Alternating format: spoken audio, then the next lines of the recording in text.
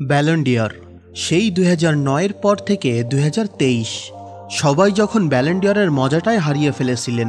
এটা সত্য, মেসি রোনালদোর ভক্তকুলের মধ্যে অন্যরকম আনন্দ বিরাজ করলেও এবারের মতো থ্রিল কিন্তু এই জেনারেশন কখনো সাক্ষী হয়নি।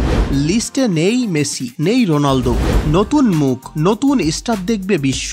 সেই লিস্টে টপ 5 খেলোয়াড়দের মধ্যে আছে রদ্রি, যার উপর নজর পড়ে আছে স্পেন এবং প্রিমিয়ার লিগের। কিন্তু কেন? এছাড়া সে মিডিয়াতে বলেছে, আমি অলরেডি ব্যালন ডি'অর জিতে নিয়েছি।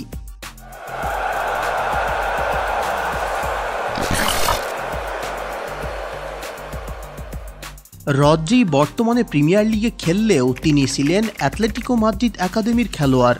এরপর ভিয়ারিয়ালে বেশ কিছু সিজন খেলে ফিরেছিলেন অ্যাটলেটিকো মাদ্রিদে। ভিয়ারিয়াল থেকে তার প্রাক্তন ক্লাবে ফিরেছিলেন 18 মিলিয়ন ইউরোতে।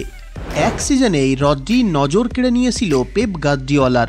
পেপ বুঝতে পেরেছিলেন স্পেন জাতীয় দলে রদ্রি হবে বুস্কুয়েটসের পারফেক্ট রিপ্লেসমেন্ট। 70 মিলিয়ন ইউরো খরচ করে নিয়ে আসেন ম্যানচেস্টার সিটিতে। তারপর থেকে সিটির মিডফিল্ডের অত্যন্ত প্রহরী রদ্রি। বেশ কিছুদিন গুন্ডোয়ান এবং কেভিন ডি ব্রুইনার আড়ালে ধামাচাপা পড়লেও গুন্ডোয়ান বার্সায় যাওয়ার পর এবং কেভিন ইনজুরিতে পড়ার পর রদ্রি পেয়ে গিয়েছিল পারফেক্ট স্পেস।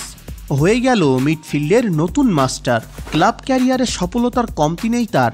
4টি প্রিমিয়ার লিগ শিরোপা, একটি ক্লাব ওয়ার্ল্ড কাপ, একটি চ্যাম্পিয়ন্স লিগ এবং সর্বশেষ আন্তর্জাতিক শিরোপা ইউরো জয়। আমরা বেশ কিছু ভিডিওতে জানিয়েছিলাম এবারের ব্যালন ডি'অর ইউরো জয়ের উপরে নির্ভর করেই হবে। ঠিক হয়েছেও তাই।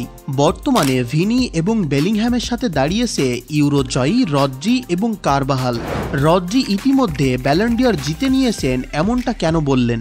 ফ্যাব্রিজিও রোমানো প্রকাশিত একটি ইন্টারভিউতে ব্যালন ডি'অর জয় তার কাছে স্বপ্নের মতো। এটা খুবই গর্বের বিষয়।